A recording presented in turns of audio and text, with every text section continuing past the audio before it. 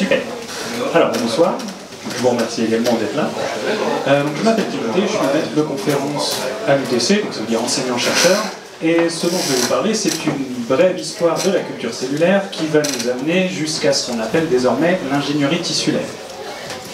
Alors, si vous n'avez pas fait de biologie depuis un certain temps, ne vous inquiétez pas, on va prendre avec les bases. Bon, l'idée, c'est juste de vous donner un peu le vocabulaire et un peu de terminologie pour être sûr qu'on parle de la même chose. Vous vous en souvenez peut-être, même depuis le collège au lycée, quand on parle de cellules, on dit que c'est la plus petite unité fonctionnelle du vivant. Ça veut dire que ça va être vraiment la brique de base qui forme les organismes vivants. Ici, pourquoi je vous en parle, c'est parce qu'on va avoir les différentes échelles, puisque dès qu'on a plusieurs cellules qui travaillent ensemble, c'est à partir de ce moment-là où on va appeler ça un tissu, le premier niveau d'organisation. Je pense que c'est juste... Encore au-dessus, au moins deux tissus qui vont travailler ensemble pour remplir une fonction dans l'organisme, ça va être un organe. Un groupe d'organes, c'est ce qu'on appelle un système, et tous les systèmes ensemble qui couvrent toutes les fonctions, c'est l'organisme, le corps en entier. Si je prends un exemple, si on s'intéresse à des cellules qui s'appellent les cardiomyocytes, vous avez peut-être deviné que ça va former, lorsqu'elles vont travailler ensemble de façon cohésive, ça va former le tissu cardiaque. À l'échelle de l'organe, c'est ce qu'on appellera le cœur, une partie du système cardiovasculaire, et donc l'organisme est toujours vous en entier, avec tous les organes, tous les systèmes et toutes les fonctions. Alors pourquoi je vous parle de ça? Parce que si je vous parle de culture cellulaire, ça veut bien dire qu'on va s'intéresser uniquement au premier niveau. Ça veut dire qu'on va essayer de cultiver des cellules, et uniquement des cellules. Pas un morceau de tissu, pas un organe qu'on aurait extrait d'un corps, mais vraiment uniquement des cellules individuelles, assez souvent un seul type de cellule.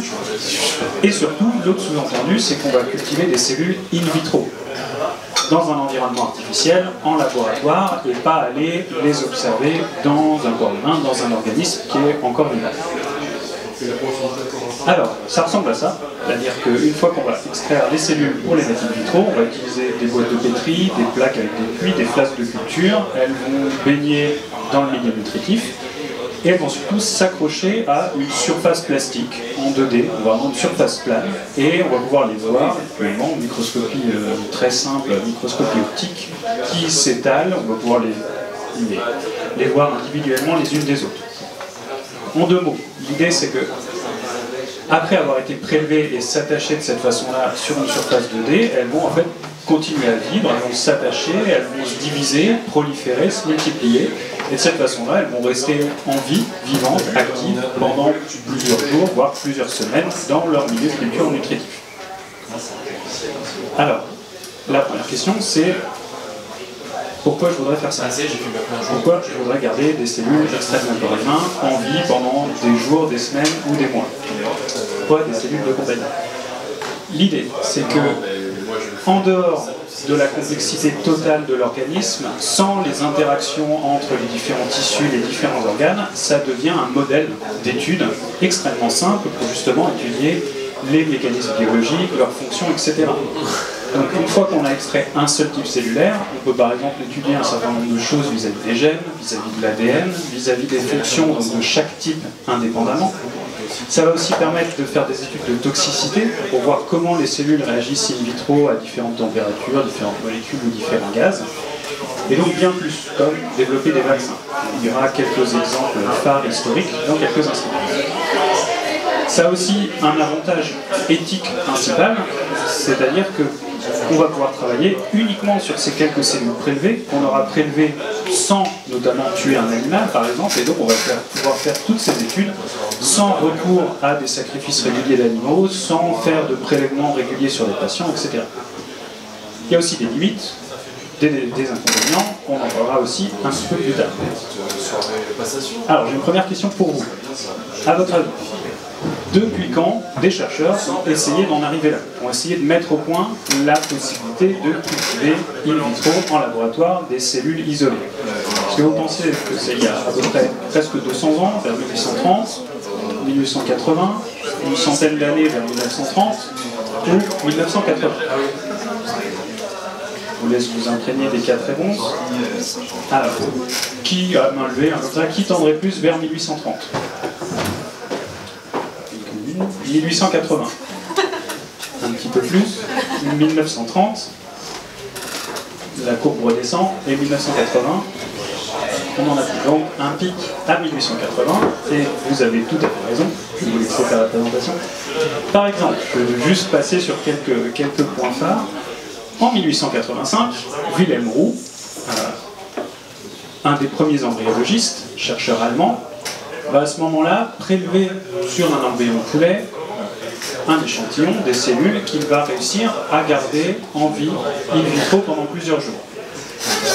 Bon, c'est une première étape intéressante. C'est difficile de dire si c'est déjà un pas vers la culture cellulaire telle qu'on la conçoit aujourd'hui, puisque ça a été quand même uniquement quelques jours, hein, donc une très courte durée. Il n'y a pas eu de preuve évidente de prolifération, que les cellules continuaient à vivre, à se démultiplier, à proliférer. Et surtout, il n'y avait pas vraiment un seul type cellulaire identifié. C'était plus un morceau de tissu en culture et qu'on a gardé relativement actif et vivant. Bonne première tentative, mais on est encore loin de ce qu'on connaît aujourd'hui. Quelques années plus tard, en 1907, on a Ross Harrison, un biologiste américain, qui cette fois va réussir à conserver des neuroblastes, des cellules du système nerveux, de grenouilles in vitro, jusqu'à ce qu'elles forment, en boîte de pétri, des fibres nerveuses fonctionnelles. Là, ça commence à ressembler à quelque chose, puisqu'on a un seul type cellulaire, clairement identifié, et cette fois-ci, il reste in vitro jusqu'à proliférer, jusqu'à acquérir des fonctions en devenant une fibre nerveuse. Donc, c'est quand même déjà particulièrement fort, et ensuite, Harrison va s'arrêter là. Il va juste arrêter d'étudier ce domaine, il va passer à autre chose, mais il va quand même encourager les autres chercheurs à continuer à prendre le flambeau, et heureusement, ils l'ont fait. Par exemple, encore quelques années plus tard, en France, en 1912, Alexis Carrel, prix Nobel cette année-là, va commencer à cultiver des cellules myocardiques dans des poulets, encore une fois, in vitro, qui vont rester en vie pendant presque 30 ans. Attendez, 30 ans, c'est 6 fois l'espérance de vie normale d'un poulet. Alors, est-ce que ça veut dire que nos cellules, en fait, dans un environnement adéquat, elles peuvent vivre plus longtemps, voire éternellement? Il y a quand même quelques nuances à apporter à ce qu'il a fait. Bon, déjà parce qu'en fait, la communauté scientifique n'a jamais réussi à reproduire un tel résultat par la suite. Notamment parce que Alexis Carrel travaillait seul, dans des conditions très strictes, ce qui est une très bonne chose en science, mais aussi avec des conditions d'accès très strictes aux échantillons. En fait, on n'est pas sûr à 100% de ce qu'il faisait réellement année après année. Et notamment, une des hypothèses, c'est qu'il ajoutait, alors volontairement ou pas, mais peut-être qu'il ajoutait de nouvelles cellules fraîches, vivantes, à chaque fois qu'il utilisait un liquide nutritif pour nourrir les anciennes. Donc en fait, peut-être qu'au bout des 30 ans, c'était pas du tout la même souche de cellules qui vivaient depuis plusieurs décennies. Alors pour l'anecdote à ce sujet, apparemment le personnel du labo de Carrel était connu pour chanter Joyeux anniversaire aux cellules, tous les ans, pendant 30 ans. Et il faut mentionner quand même aussi que Carrel, surtout sur la fin de sa vie, avait aussi des côtés un peu mystiques et eugénistes, avec des idées dans ses bouquins sur la pureté de la race ou tuer les plus faibles, ou des choses qui sont un peu moins à la mode aujourd'hui. On continue. Et finalement, en 1943, on a Wilton Earl, à nouveau un biologiste américain, qui va créer ce qu'on va appeler la première lignée cellulaire animale. C'est-à-dire qu'il a extrait de nouveau des fibroblastes d'une souris vivante, sauf que cette fois, donc des fibroblastes qu'on trouve notamment dans les muscles, les tendons, dans un certain nombre de tissus conjonctifs, il va les traiter chimiquement, il va ajouter des molécules, pour les transformer, en fait les modifier, et qu'elles se mettent petit à petit à se comporter comme des cellules cancéreuses. En fait. Il va leur donner artificiellement un caractère cancéreux. Et donc vous savez peut-être qu'un des problèmes avec les cellules cancéreuses, c'est qu'elles prolifèrent énormément. Donc en fait ces cellules-là, grâce à la modification, vont devenir capables virtuellement de proliférer indéfiniment. Donc d'être conservées encore et encore, jour après jour, et c'est ce qu'on va appeler une lignée cellulaire. Donc des cellules qui, en théorie, pourraient continuer à proliférer, à se diviser, rester indéfiniment en culture in vitro. Donc ça devient un outil extrêmement pratique, puisque ça veut dire qu'à différents endroits sur la planète, à différentes époques, finalement on peut se servir en théorie des mêmes cellules qui sont censées se comporter de la même façon pour comparer les études, comparer les résultats. Donc ça va devenir un outil puissant et vraiment une étape majeure dans le développement de la culture cellulaire. Il ne va pas s'arrêter là, puisque quelques années plus tard, à partir du coup de la 95e génération de cette première lignée qu'on appelle la souche L, il va en créer une deuxième, qui s'appelle les L929, qui sont encore extrêmement utilisés aujourd'hui pour les études de toxicité. Dans le laboratoire biomécanique bioingénierie du travail, on en a utilisé la semaine dernière pour faire des études de toxicologie. Donc, sur certains produits, comme si vous avez une bouteille de milieu de culture qu'on peut acheter dans le commerce depuis un laboratoire, on voit encore le nom de barre pour désigner certains produits. Donc c'est vraiment une étape majeure. Mais on est encore sur des cellules animales, issues de souris. Et finalement, en 1951, on a George Lee, biologiste américain, qui va créer la première lignée cellulaire humaine, à partir de cellules prélevées chez une patiente et qu'on va appeler les cellules HeLa. Donc j'ai une deuxième question pour vous. À votre avis, HeLa, H-E-L-A, c'est écrit ici, pourquoi il a donné ce nom-là à cette lignée cellulaire humaine? Est-ce que vous pensez que ça vient du nom de l'hôpital où il les a découvertes? Est-ce que ça vient d'un gène ou d'une partie de l'ADN qui lui a manqué? Est-ce que ça fait référence au nom de la personne sur laquelle elles ont été prélevées ou des noms de ses parents? Je vais intégrer les réponses. L'hôpital, l'ADN, un patient, ses parents. Qui pense que c'est plutôt l'hôpital? Pas grand monde. Qui se pencherait sur un gène manquant et l'ADN? Quelques-uns. Le nom de la personne chez qui ça a été prélevé. Quelques-uns et beaucoup même. Et le prénom des parents. Quelques-uns aussi. Donc on a un pic sur le nom du patient. On verra ça dans quelques instants. Et d'abord, quelques mots sur ces cellules. Donc l'idée, c'est que c'était des métastases. Donc prélevé d'un cancer chez une patiente qui souffrait d'un cancer du col de l'utérus. Et donc, elles ont montré vraiment immédiatement un incroyable potentiel de division, de multiplication et de prolifération. Comme je l'ai déjà dit, par définition, une cellule cancéreuse, souvent, elle prolifère déjà énormément. Mais celle-ci, en plus du caractère cancéreux, apparemment, il leur manquait un gène qui a un rôle dans l'autorégulation, même chez les cellules cancéreuses. Et donc, sans ce gène, le gène manquant plus l'état cancéreux, elle pouvait juste pas s'arrêter de proliférer vraiment énormément, continuer in vitro, donc comme les lignées cellulaires précédemment, mais cette fois avec des cellules humaines. Donc du coup là on peut se poser une question. Est-ce que c'est vraiment lui? Est-ce que c'est vraiment George Lee qui a créé la lignée là? Donc je vais reformuler un peu cette diapo. En 1951, malheureusement, Henrietta Lacks, une cultivatrice afro-américaine, souffre d'un cancer du col de l'utérus particulièrement agressif. 2 échantillons de ces métastases vont être prélevés et stockés sans son consentement, sans même lui demander, sans qu'elle ait la moindre idée, ni elle ni sa famille. On faisait ça à ce moment-là. Elle va décéder la même année, à 31 ans, et à ce moment-là, elle est enterrée dans une tombe anonyme, dans le cimetière familial. Et en fait, pendant longtemps, on ne va pas savoir, dans la communauté scientifique, que les cellules HeLa, j'ai peut-être fait le nom directement, sont issues de cette patiente. On va le savoir au fur et à mesure, au cours du temps, jusqu'à vraiment en parler un peu plus, et notamment quand, en 2010, un ancien collègue de George Lee va offrir une pierre tombale finalement sur laquelle on peut notamment lire ces mots.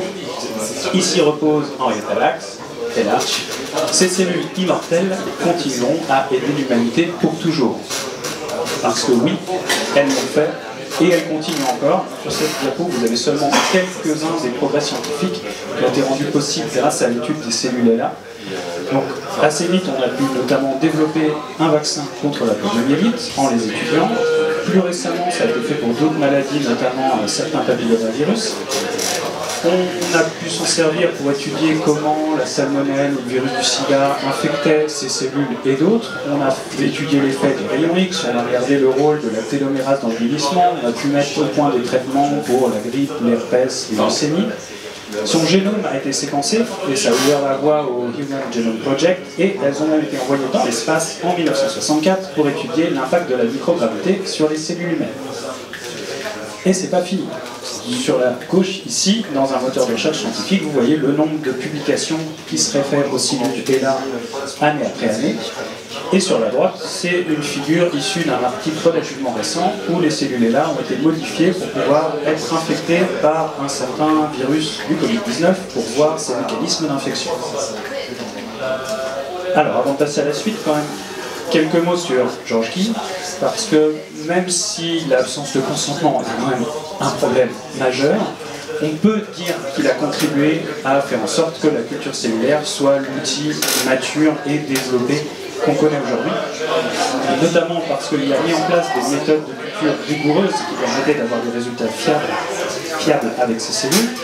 Avec sa femme qui travaillait dans le même domaine, ils se sont consacrés notamment au développement de milieux de culture efficaces pour vraiment les garder en vie sur le long terme. Et il a aussi développé les premiers systèmes en agitation, donc pour homogénéiser les nutriments, l'oxygène, là aussi pour garder les cellules in vitro en meilleure santé. On peut quand même dire que oui, c'est George Guy qui notamment a contribué à la création de cette première lignée, à son exploitation, et donc à la culture cellulaire comme vraiment un outil exploitable aujourd'hui.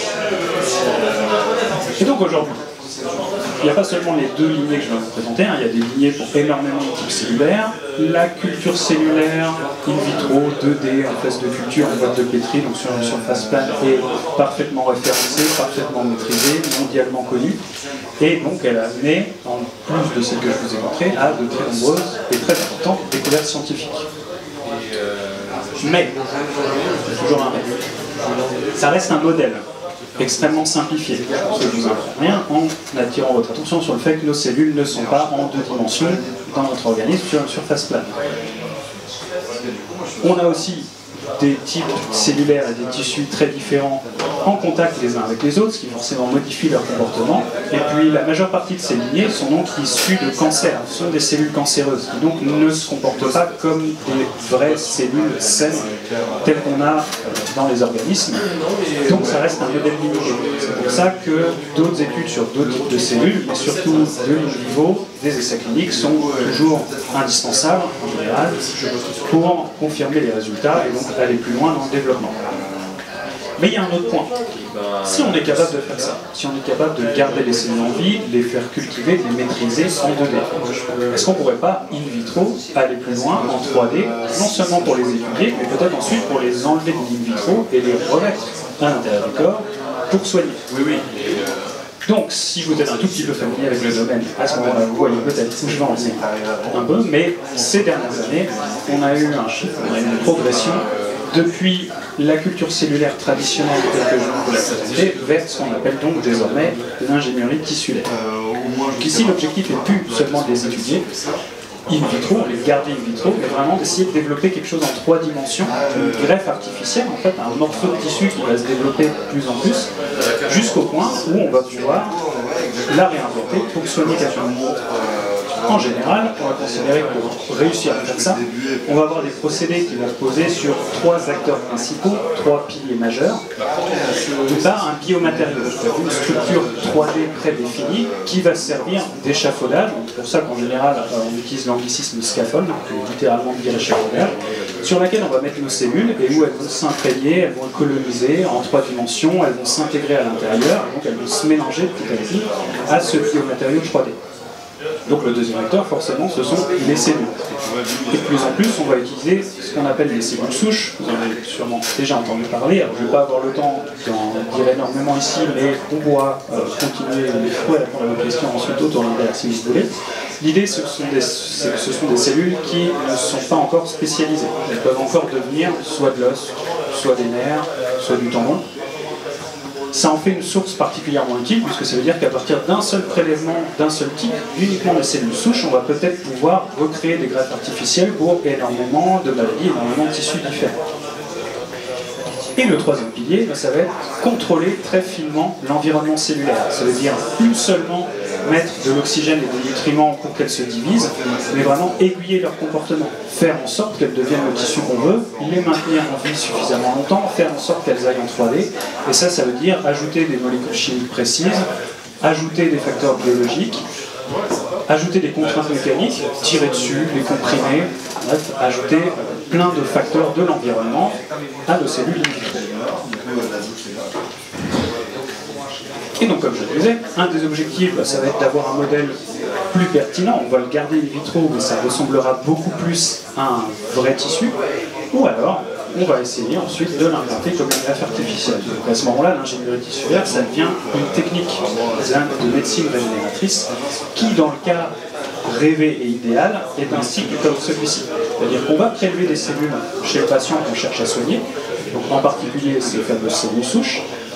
On va avoir une étape qui se rapproche plus de la culture traditionnelle, on veut juste les faire se multiplier, en avoir le plus possible, les sélectionner, si on ne veut que les cellules souches par exemple, et ensuite les ensemencer sur notre biomatériau 3D, où elles vont pouvoir s'immiscer, le coloniser, l'intégrer, jusqu'à avoir vraiment un mélange où on ne pourra plus vraiment distinguer la partie des cellules qu'on a apportées et le matériau, donc un mélange hybride, qu'on va réimplanter dans l'idéal chez le même patient, où on a prélevé les cellules initialement, comme ça on va essayer d'éviter les rejets.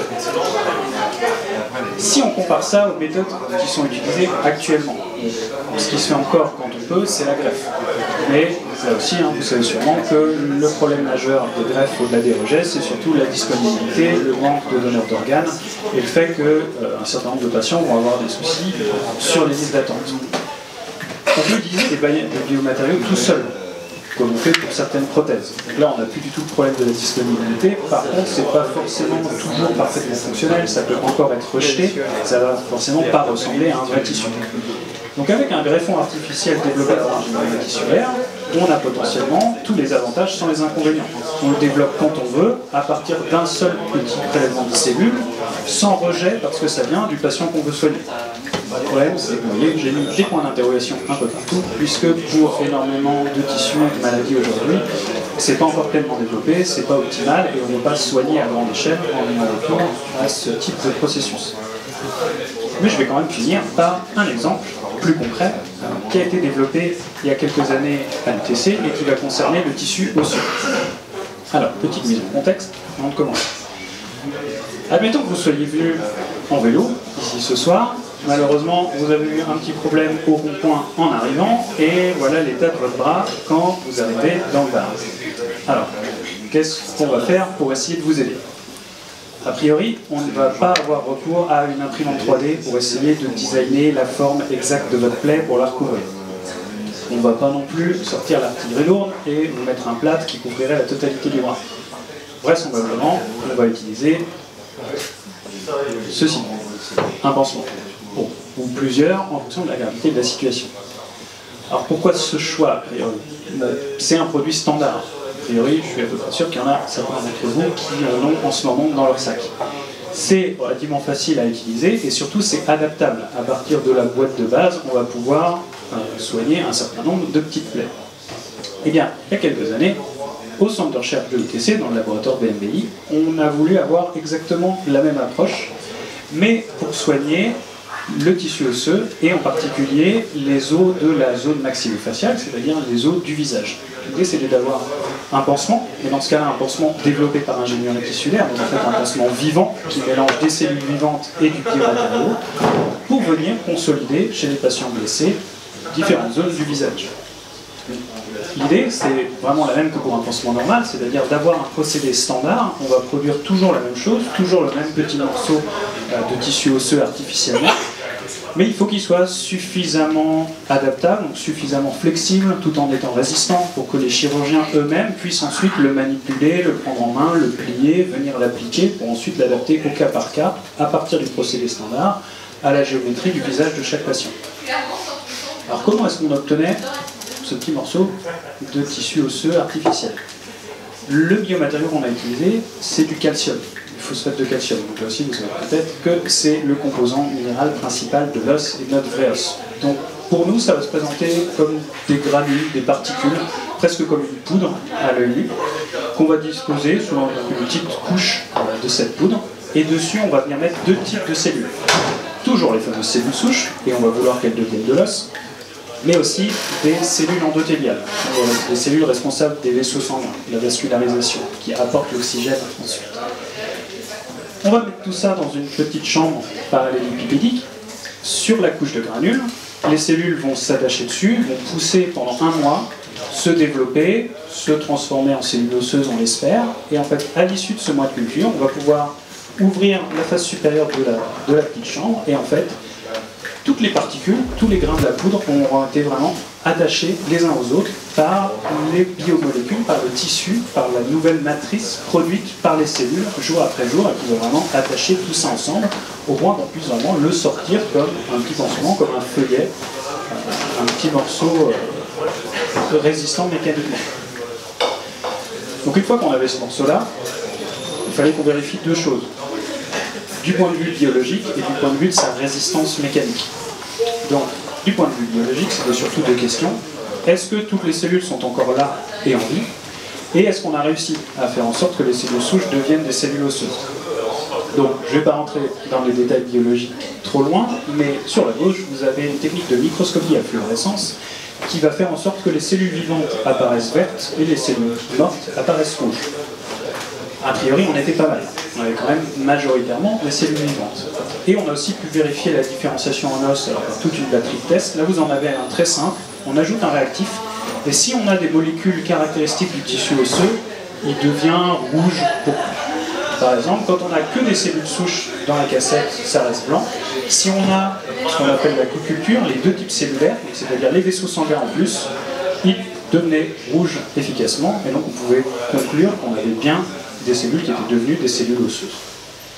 Donc très bien du point de vue biologique. Du point de vue mécanique, l'idée c'est qu'il soit vraiment résistant, qu'il puisse être plié, recourbé, adapté à la mâchoire de chaque patient. Donc il fallait qu'il soit suffisamment résistant.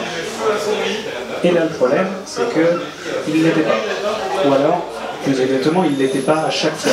C'est-à-dire qu'à partir de ce moment-là, on a eu la chance de pouvoir utiliser les vraies cellules souches issues de patients grâce à des reliquats de dons de moelle, en fait, en travaillant avec le CHU d'Amiens. Et donc, ils venaient de donneurs différents, de personnes différentes. Pour certains d'entre eux, ça marchait très très bien. Donc, on avait vraiment cette forme de feuillet résistant qu'on peut prendre dans les mains, sur lequel on peut tirer pour le voir se déchirer graduellement.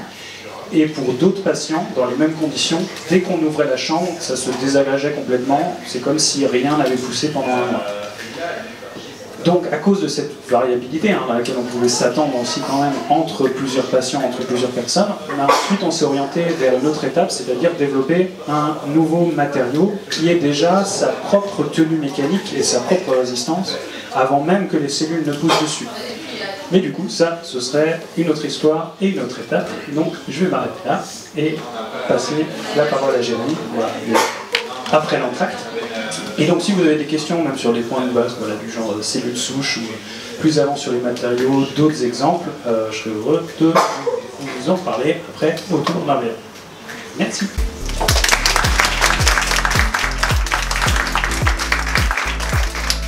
Si vous avez quelques questions, c'est le moment. Et après, on va faire le quiz, sachant qu'il y aura un temps pendant le quiz pour